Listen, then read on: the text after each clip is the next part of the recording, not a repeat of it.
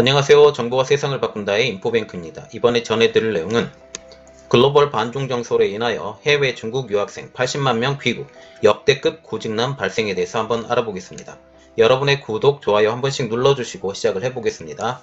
지금 코로나 사태하고 반중 정서의 세계적인 확산이 지금 일어나고 있죠. 특히 코로나 때문에 반중 정서가 조금 엄청나게 늘어나고 있는 상황에서 유학생들, 외국으로 빠져나갔던 유학생들이 중국 복귀가 쏙쏙 되고 있습니다. 이것이 취업난을 가중시키는데, 왜냐하면 반중 정서가 강해지면 외국에서 취업을 잘 못해요.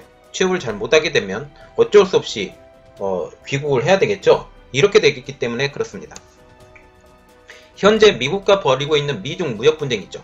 이 미중 무역 분쟁이 오히려 더 심해져 가고 있는 상태고, 또한 이 코로나 사태를 통해서 세계적으로 반중 정서가 확산이 되어 가고 있어요. 이렇기 때문에 중국 유학생들이 해외에서 취업을 아예 포기를 하게 되는 것입니다.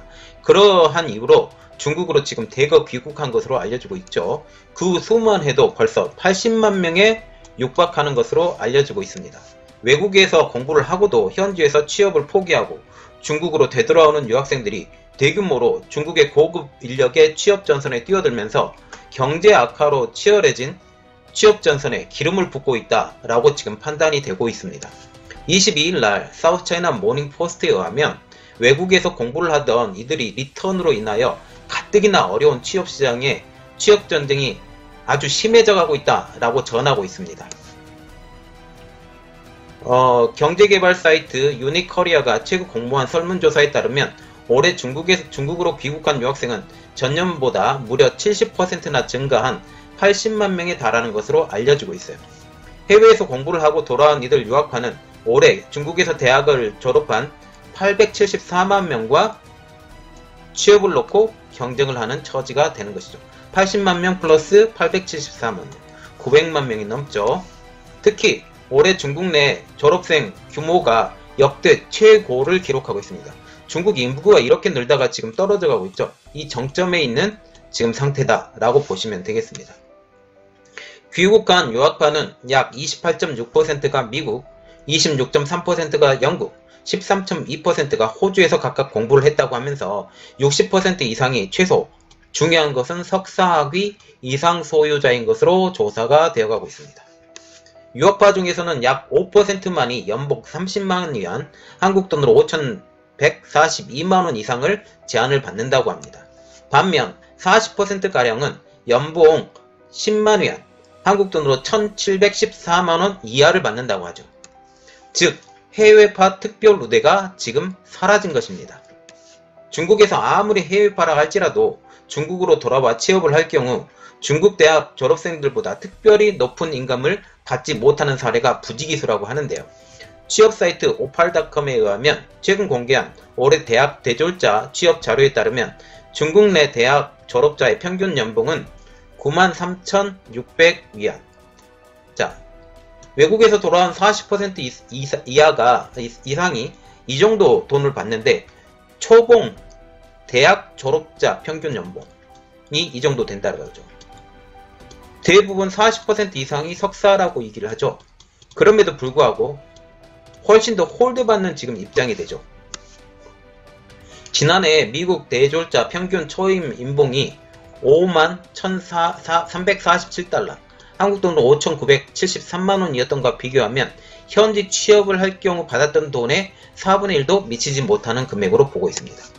현재 중국에서 취업하는 것보다 현지에서 취업을 하는 더 대우가 좋음에도 불구하고 사정이 여의치 않아서 귀국하게 되는 셈이죠.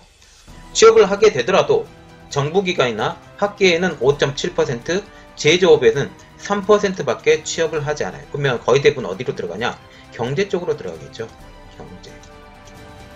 경제 쪽으로 들어가겠습니다. 자, 그러면 왜 그러면 중국에서 유학생들이 귀국을 하느냐? 그거죠.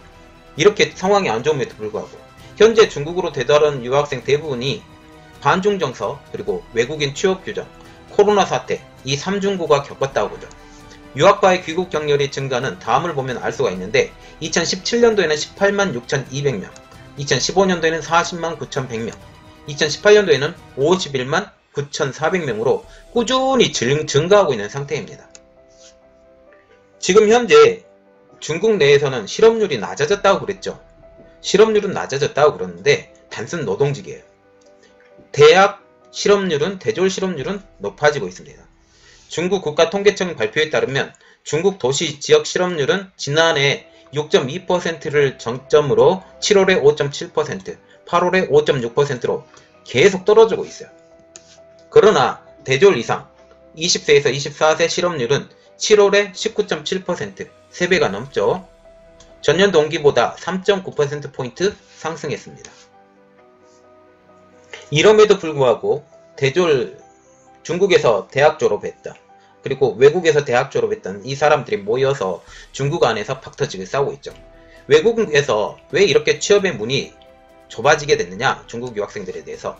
미국 대학에서 뉴미디어 경영 마케팅 석사학위를 받고 귀국한 루크 로라는 분이 있어요. 3월 말 광저우로 돌아와서 5월부터 중국 내 화장품 회사에서 일을 시작했다. 막 졸업한 입장에서 한 달에 1만 200위안, 205만원을 받는 것에 만족한다라고 지금 말을 하고 있어요. 그는 미국에서 일을 하려고 2년 동안 노력을 했지만 팬데믹, 그리고 악화된 미중 관계, 이것 때문에 중국인 졸업생이 올해 미국에서 취업하는 것은 거의 불가능해졌다. 후회가 조금 되기도 하지만 국내 시장은 내 경력을 시작하기에 크고 좋은 곳이라고 지금 덧붙이고 있어요. 지금 보시면 중국 내에서 취업하는 것, 그리고 고급 인력들이 취업하는 것은 팍 터지고 있습니다. 물론 제조업 분야, 단순 노동직 이런 쪽은 지금 살아났죠. 지금 코로나 사태를 제일 빨리 넘겼다고 저는 개인적으로 믿진 않지만, 이렇게 하면서 주문량이 늘고 이렇게 하지만 지금 현재 환율이 지금 문제예요.